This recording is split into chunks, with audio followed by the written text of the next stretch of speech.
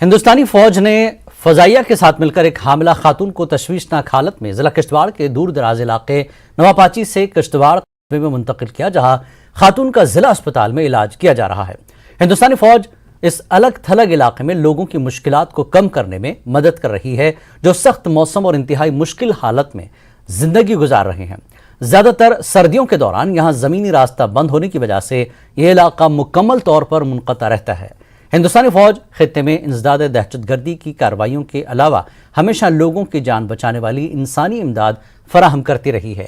مقامی لوگوں نے فوری ٹائم فریم میں جان بچانے کی اس عظیم کوشش کے لیے ہندوستانی فوج اور ہندوستانی فضائیہ کا شکریہ ادا کیا۔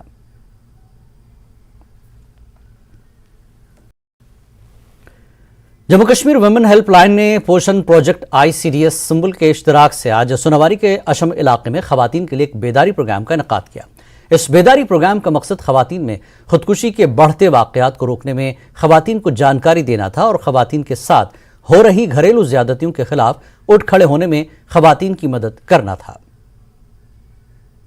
جو کیمپین ہے یہ ہے against domestic violence, sexual violence, dowry violence, economical violence, اور خاص کر